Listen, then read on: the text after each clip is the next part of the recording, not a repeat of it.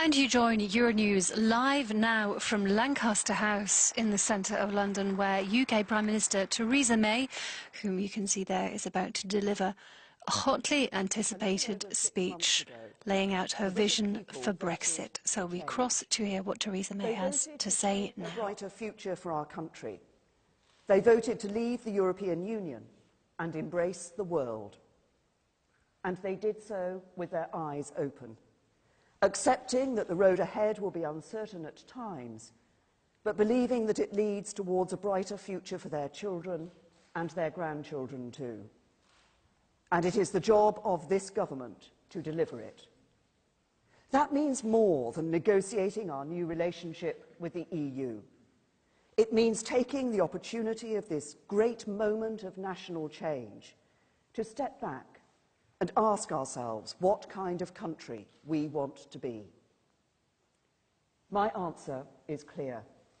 I want this United Kingdom to emerge from this period of change stronger, fairer, more united, and more outward-looking than ever before. I want us to be a secure, prosperous, tolerant country, a magnet for international talent, and a home to the pioneers and innovators who will shape the world ahead. I want us to be a truly global Britain, the best friend and neighbour to our European partners, but a country that reaches beyond the borders of Europe too. A country that goes out into the world to build relationships with old friends and new allies alike. I want Britain to be what we have the potential, talent and ambition to be.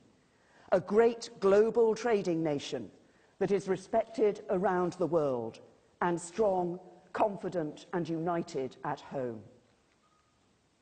That is why this government has a plan for Britain. One that gets us the right deal abroad, but also ensures we get a better deal for ordinary working people at home. It's why that plan sets out how we will use this moment of change to build a stronger economy and a fairer society by embracing genuine economic and social reform. Why our new modern industrial strategy is being developed to ensure every nation and area of the United Kingdom can make the most of the opportunities ahead. Why we will go further to reform our schools to ensure every child has the knowledge and the skills they need to thrive in post-Brexit Britain.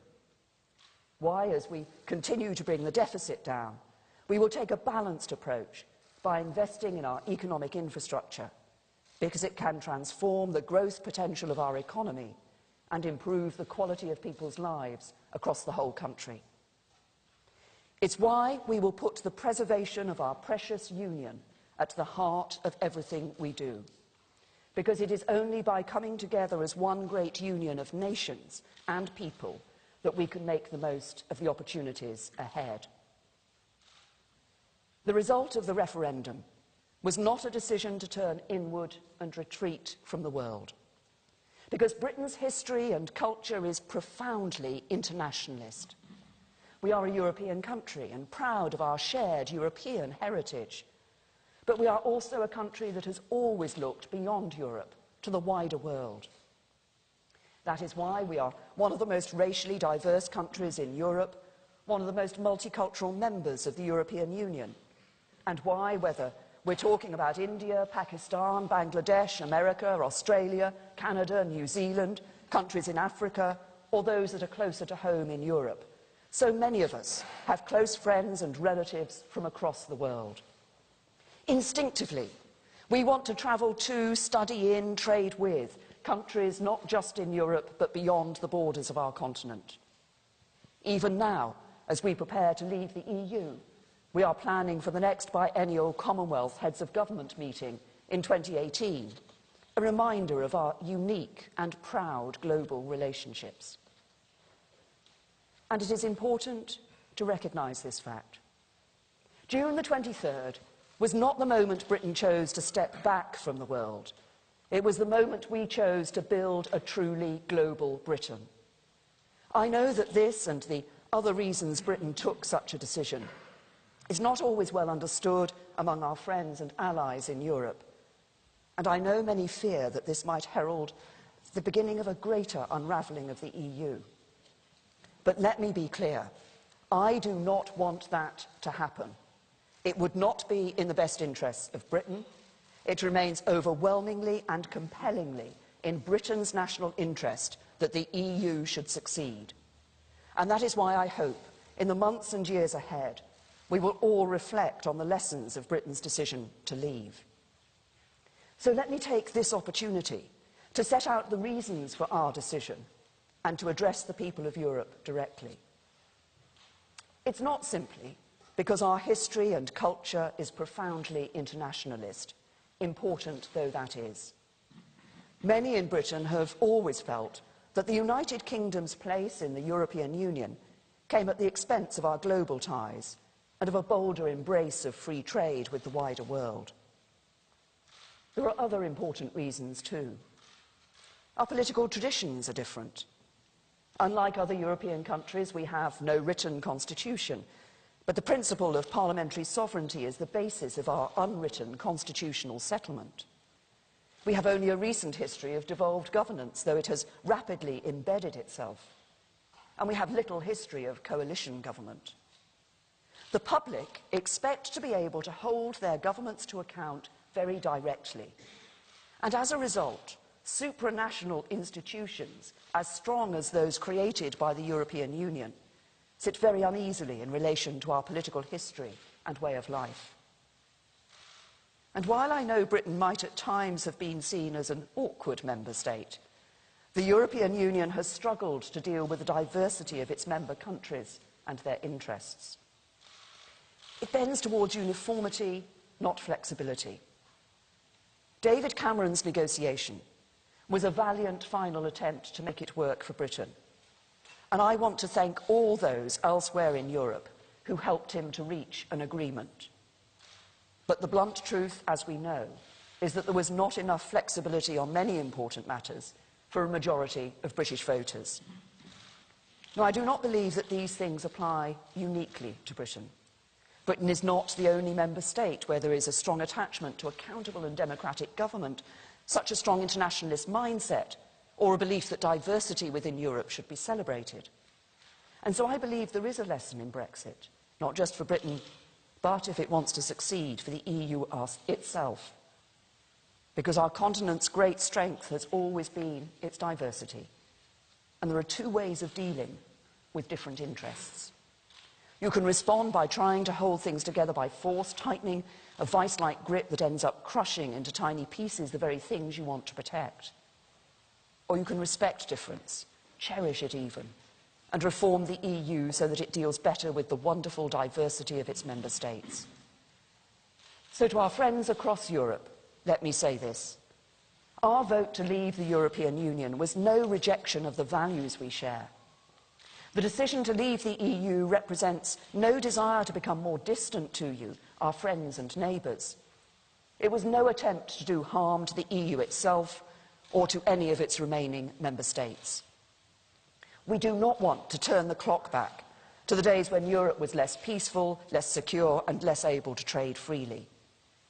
It was a vote to restore, as we see it, our parliamentary democracy, national self-determination, and to become even more global and internationalist in action and in spirit. We will continue to be reliable partners, willing allies and close friends. We want to buy your goods and services, sell you ours, trade with you as freely as possible, and work with one another to make sure we are all safer, more secure, and more prosperous through continued friendship. You will still be welcome in this country, as we hope our citizens will be welcome in yours. At a time when together we face a serious threat from our enemies, Britain's unique intelligence capabilities will continue to help to keep people in Europe safe from terrorism. And at a time when there is growing concern about European security, Britain's servicemen and women based in European countries, including Estonia, Poland and Romania, will continue to do their duty. We are leaving the European Union, but we are not leaving Europe.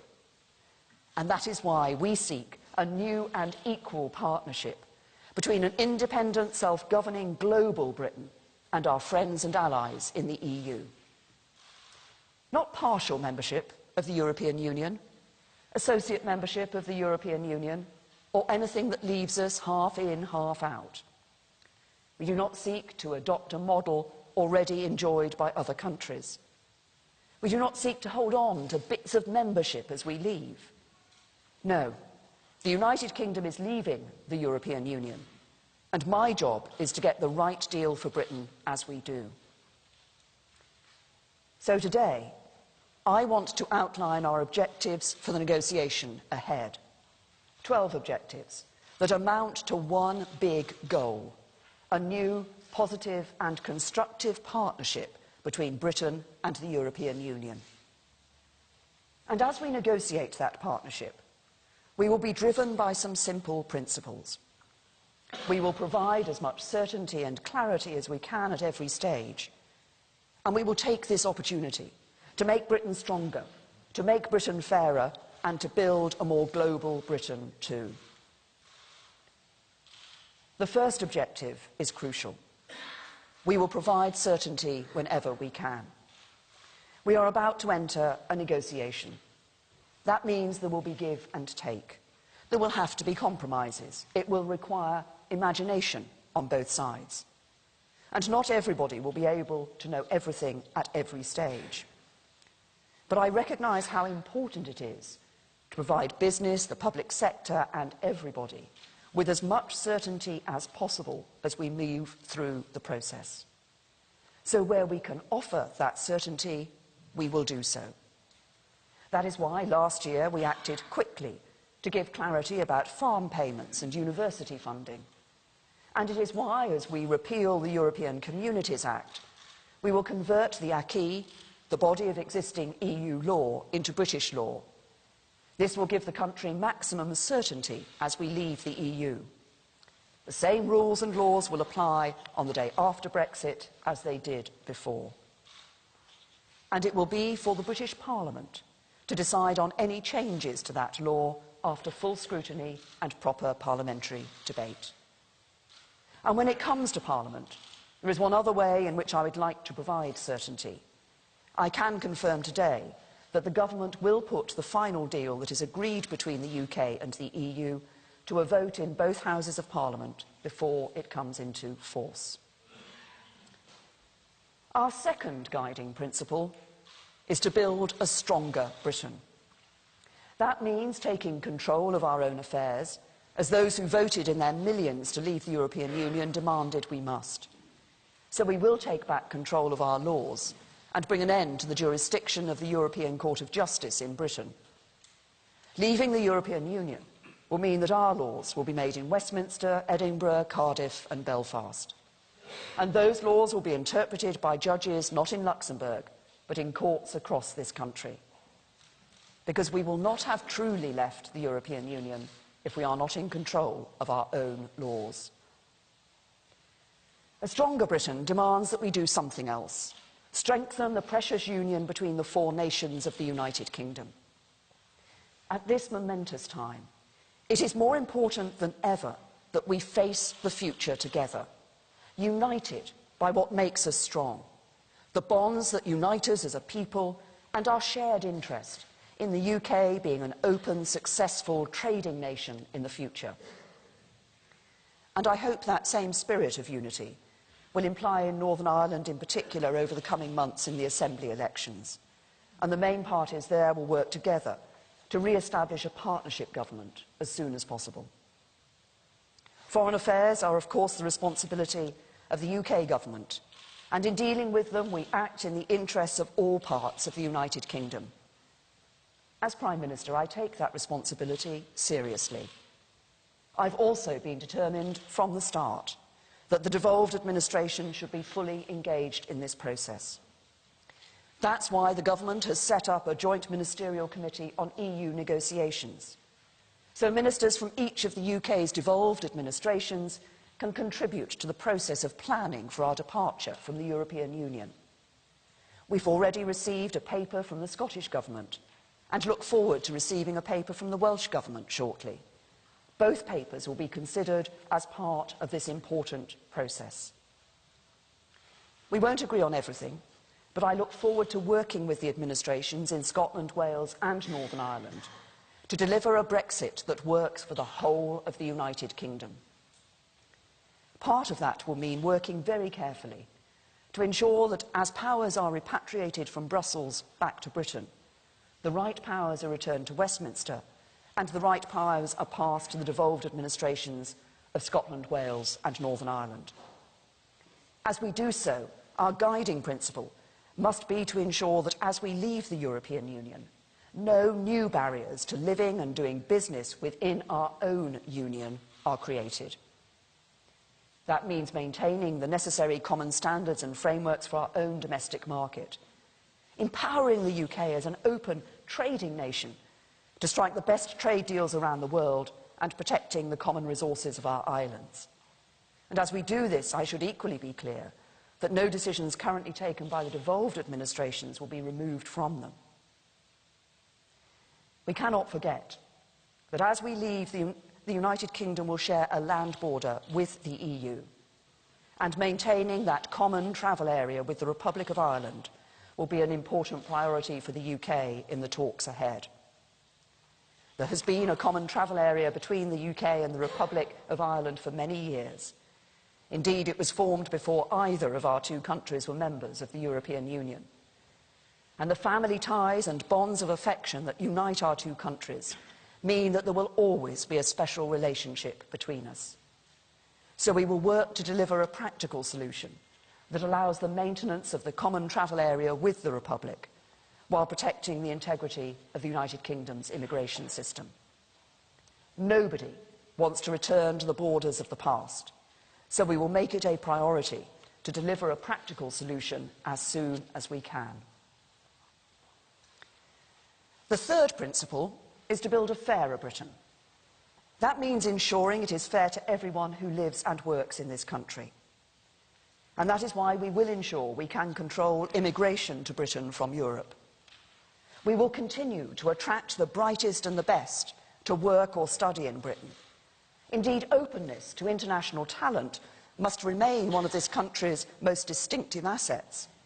But that process must be managed properly so that our immigration system serves the national interest. So we will get control of the number of people coming to Britain from the EU.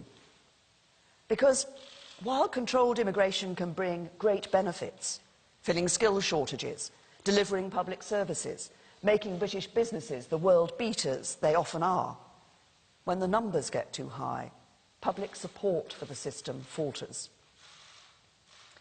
In the last decade or so, we've seen record levels of net migration in Britain. And that sheer volume has put pressure on public services like schools, stretched our infrastructure, especially housing, and put a downward pressure on wages for working class people. As Home Secretary for 6 years, I know that you cannot control immigration overall when there is free movement to Britain from Europe. Britain is an open and tolerant country. We will always want immigration, especially high-skilled immigration. We will always want immigration from Europe, and we will always welcome individual migrants as friends. But the message from the public before and during the referendum campaign was clear. Brexit must mean control of the number of people who come to Britain from Europe, and that is what we will deliver. Fairness demands that we deal with another issue as soon as possible, too. We want to guarantee the rights of EU citizens who are already living in Britain and the rights of British nationals in other member states as early as we can. I've told other EU leaders that we could give people the certainty they want straight away and reach such a deal now. Many of them favour such an agreement. One or two others do not.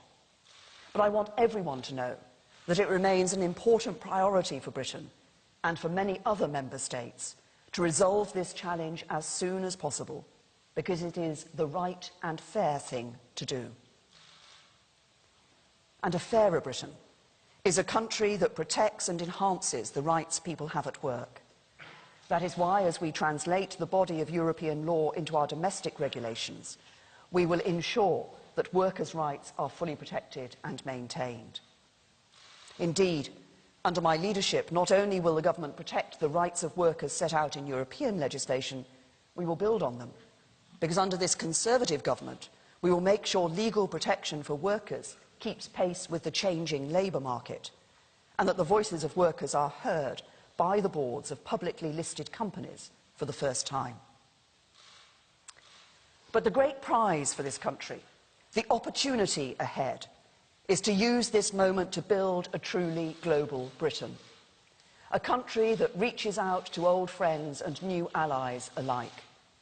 A great global trading nation, and one of the firmest advocates for free trade anywhere in the world. That starts with our close friends and neighbours in Europe. So as a priority, we will pursue a bold and ambitious free trade agreement with the European Union.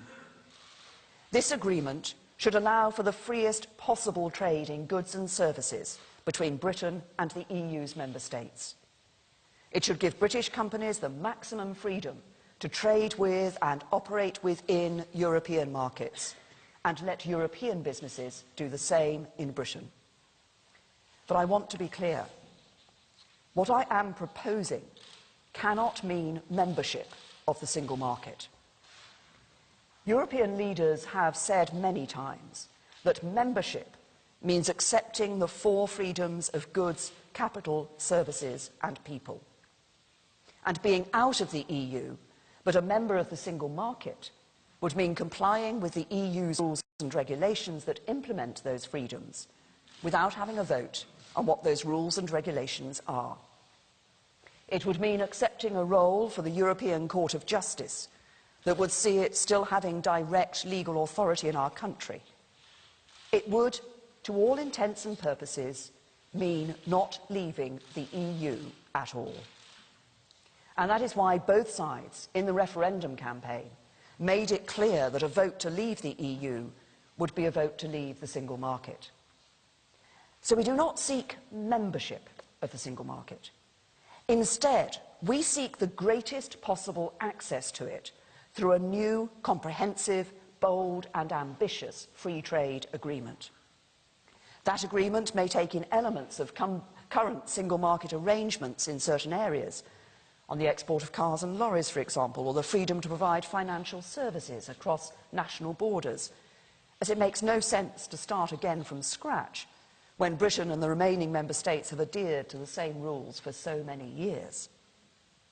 But I respect the position taken by European leaders who have been clear about their position, just as I am clear about mine. So an important part of the new strategic partnership we seek with the EU will be the pursuit of the greatest possible access to the single market on a fully reciprocal basis through a comprehensive free trade agreement. And because we will no longer be members of the single market, we will not be required to contribute huge sums to the EU budget. There may be some specific European programmes in which we might want to participate. If so, and this will be for us to decide, it's reasonable that we should make an appropriate contribution. But the principle is clear. The days of Britain making vast contributions to the European Union every year will end. But it is not just trade with the EU we should be interested in. A global Britain must be free to strike trade agreements with countries from outside the European Union too. Because important though our trade with the EU is and will remain, it is clear that the UK needs to increase significantly its trade with the fastest growing export markets in the world. Since joining the EU, trade as a percentage of GDP has broadly stagnated in the UK. That is why it is time for Britain to get out into the world and rediscover its role as a great global trading nation. This is such a priority for me that when I became Prime Minister, I established for the first time a Department for International Trade led by Liam Fox. We want to get out into the wider world, to trade and do business all around the globe. Countries including China, Brazil and the Gulf states have already expressed their interest in striking trade deals with us. We've started discussions on future trade ties with countries like Australia, New Zealand and India. And President-elect Trump has said Britain is not at the back of the queue for a trade deal with the United States, the world's biggest economy, but front of the line.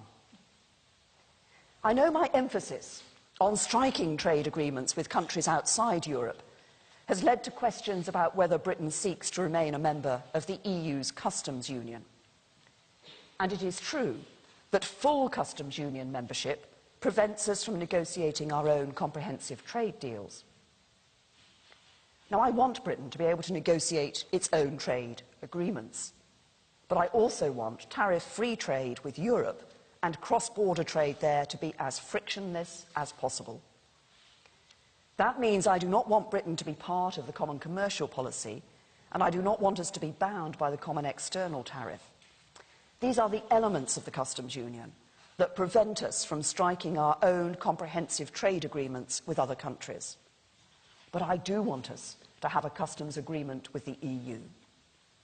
Whether that means we must reach a completely new customs agreement, become an associate member of the customs union in some way, or remain a signatory to some elements of it, I hold no preconceived position. I have an open mind on how we do it. It is not the means that matter, but the ends. And those ends are clear.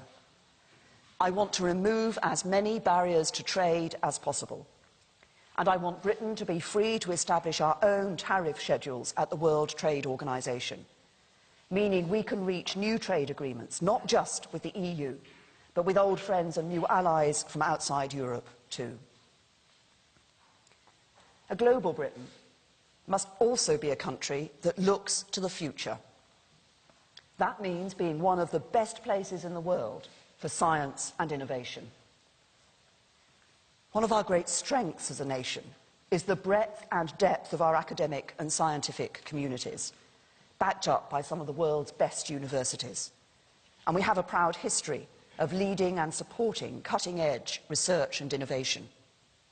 So we will also welcome agreement to continue to collaborate with our European partners on major science, research and technology initiatives.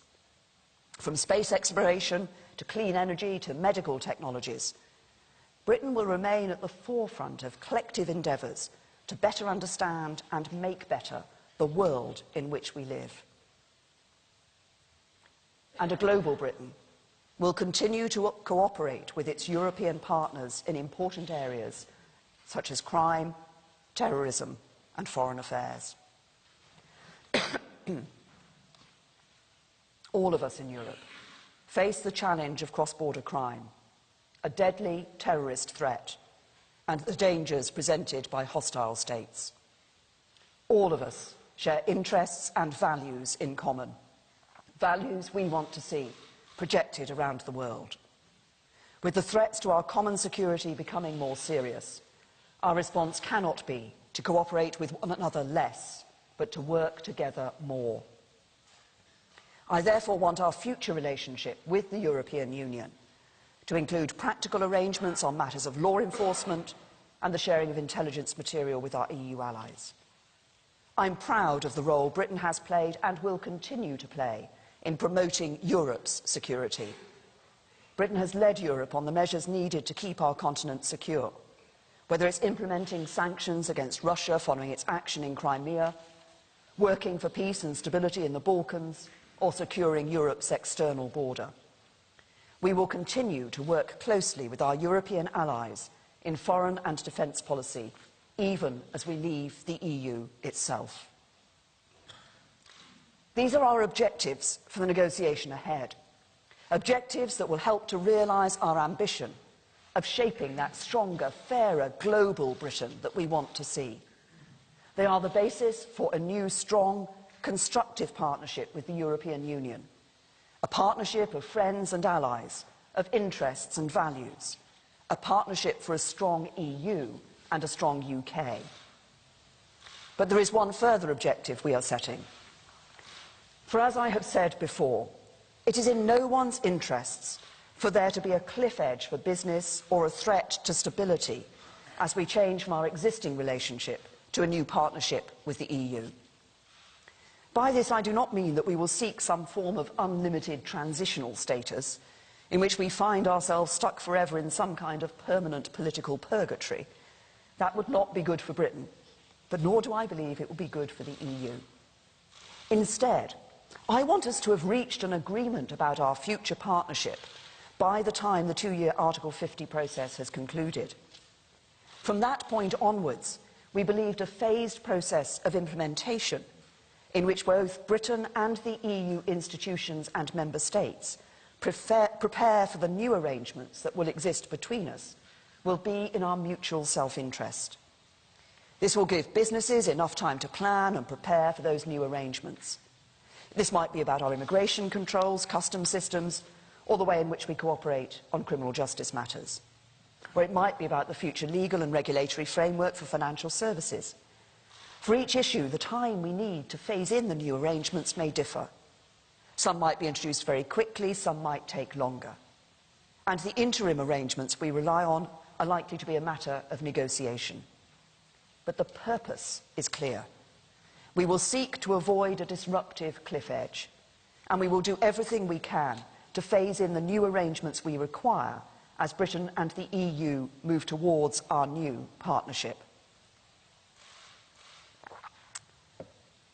So these are the objectives we have set. Certainty wherever possible, control of our own laws, strengthening the United Kingdom, maintaining the common travel area with Ireland, control of immigration, rights for EU nationals in Britain and British nationals in the EU, enhancing rights for workers, free trade with European markets, new trade agreements with other countries, a leading role in science and innovation, cooperation on crime, terrorism and foreign affairs, and a phased approach delivering a smooth and orderly Brexit. This is the framework of a deal that will herald a new partnership between the UK and the EU. It is a comprehensive and carefully considered plan that focuses on the ends, not just the means, with its eyes fixed firmly on the future and on the kind of country we will be once we leave. It reflects the hard work of many in this room today who have worked tirelessly to bring it together and to prepare this country for the negotiations ahead. And it will, I know, be debated and discussed at length. That is only right. But those who urge us to reveal more, such as the blow-by-blow details of our negotiating strategy, the areas in which we might compromise, the places where we think there are potential trade-offs, will not be acting in the national interest. Because this is not a game or a time for opposition's sake. It is a crucial and sensitive negotiation that will define the interests and the success of our country for many years to come. And it is vital that we maintain our discipline. That is why I've said before and will continue to say that every stray word and every hyped-up media report is going to make it harder for us to get the right deal for Britain. Our opposite numbers in the European Commission know it, which is why they are keeping their discipline. The ministers in government know it, which is why we will also maintain ours. So however frustrating some people find it, the government will not be pressured into saying more than I believe it is in our national interest to say. Because it's not my job to fill column inches with daily updates, but to get the right deal for Britain. And that is what I intend to do. I am confident that a deal and a new strategic partnership between the UK and the EU can be achieved. This is firstly because, having held conversations with almost every leader from every single EU member state, having spent time talking to the senior figures from the European institutions, including President Tusk, President Juncker and President Schulz, and after my cabinet colleagues David Davis, Philip Hammond, Boris Johnson have done the same with their interlocutors, I am confident that the vast majority want a positive relationship between the UK and the EU after Brexit. And I am confident that the objectives I am setting out today are consistent with the needs of the EU and its member states. That's why our objectives include a proposed free trade agreement between Britain and the European Union and explicitly rule out membership of the EU's single market. Because when the EU's leaders say they believe the four freedoms of the single market are indivisible, we respect that position. When the 27 member states say they want to continue their journey inside the European Union, we not only respect that fact, but support it. Because we do not want to undermine the single market, and we do not want to undermine the European Union. We want the EU to be a success, and we want its remaining member states to prosper. And of course, we want the same for Britain. And the second reason I believe it is possible to reach a good deal is that the kind of agreement I have described today is the economically rational thing that both Britain and the EU should aim for. Because trade is not a zero-sum game. More of it makes us all more prosperous. Free trade between Britain and the European Union means more trade means more jobs and more wealth creation. The erection of new barriers to trade, meanwhile, means the reverse. Less trade, fewer jobs, lower growth. The third and final reason I believe we can come to the right agreement is that cooperation between Britain and the EU is needed not just when it comes to trade, but when it comes to our security too. Britain and France are Europe's only two nuclear powers. We are the only two European countries with permanent seats on the United Nations Security Council. Britain's armed forces are a crucial part of Europe's collective defence. And our intelligence capabilities, unique in Europe, have already saved countless lives in very many terrorist plots that have been thwarted in countries across our continent. After Brexit, Britain wants to be a good friend and neighbour in every way, and that includes defending the safety and security of all of our citizens. So I believe the framework I have outlined today is in Britain's interests, it is in Europe's interests, and it is in the interests of the wider world. But I must be clear. Britain wants to remain a good friend and neighbour to Europe. Yet I know there are some voices calling for a punitive deal that punishes Britain and discourages other countries from taking the same path. That would be an act of calamitous self-harm for the countries of Europe, and it would not be the act of a friend. Britain would not, indeed we could not, accept such an approach.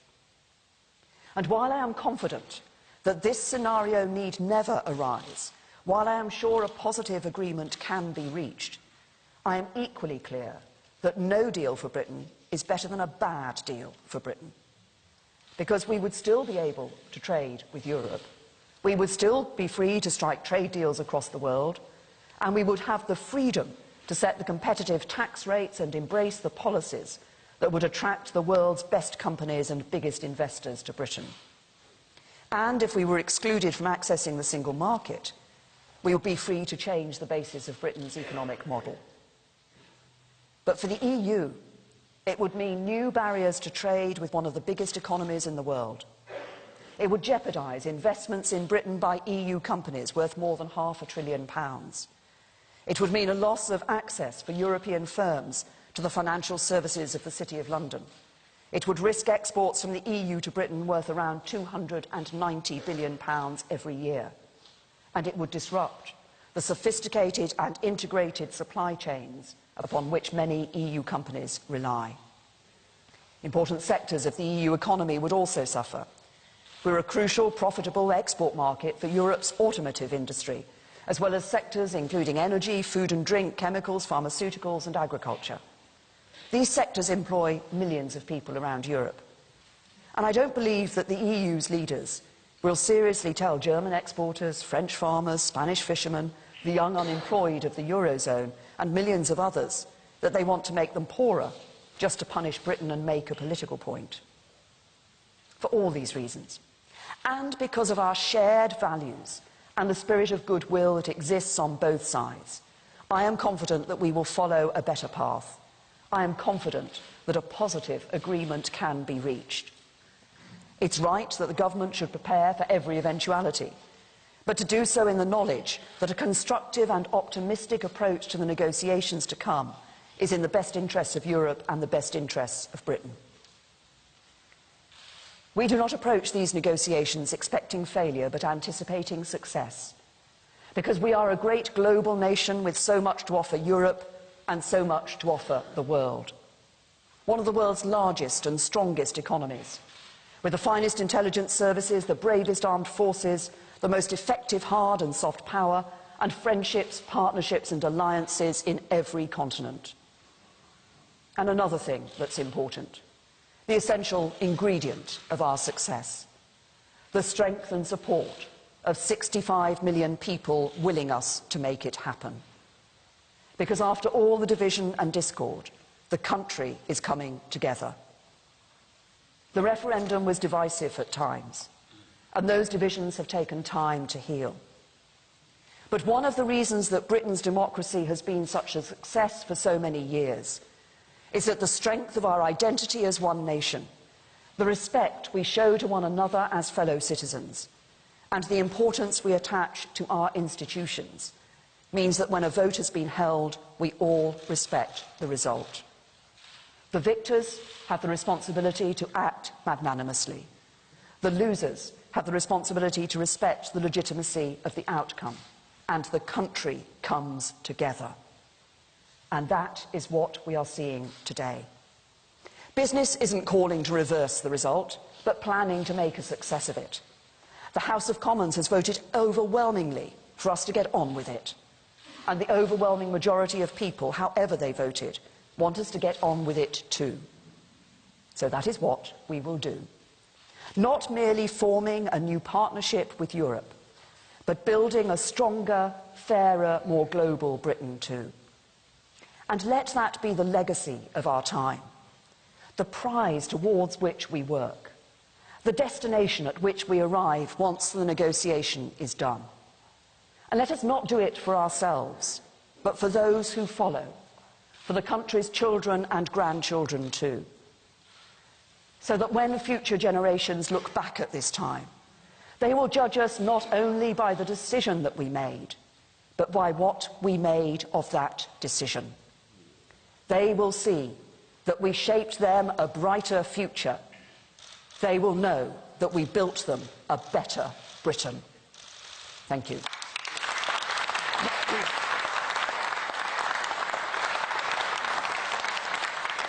So the UK Prime Minister Theresa May there has delivered her hotly anticipated speech at Lancaster House, a Foreign Office property in the centre of London, outlining her vision for Brexit. Might have some questions. Laura.